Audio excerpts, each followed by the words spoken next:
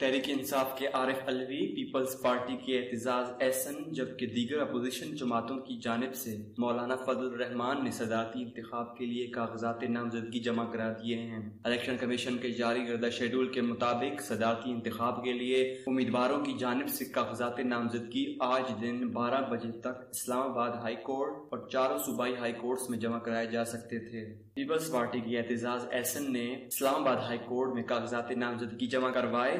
ان کے ہمراہ خورشید شاہ، شیری رحمان، نوید قمر اور قمر زمان قاہرہ تھے۔ تحریک انصاف کے رکن سندھ اسمبلی خرم شیر زمان اور دیگر نے سندھ ہائی کورٹ میں عارف علوی کی جانب سے کاغذات نامزدگی جمع کرائے، جبکہ دیگر اپوزیشن جماعتوں نے جے یو آئی کے سربراہ مولانا فضل الرحمان کو مشترکہ امیدوار نامزد کیا ہے۔ ان کے کاغذات نامزدگی بھی اسلام آباد ہائی کورٹ میں مولانا عبد الغفور حیدری اور راجہ ظفر الحق نے جمع کرائے۔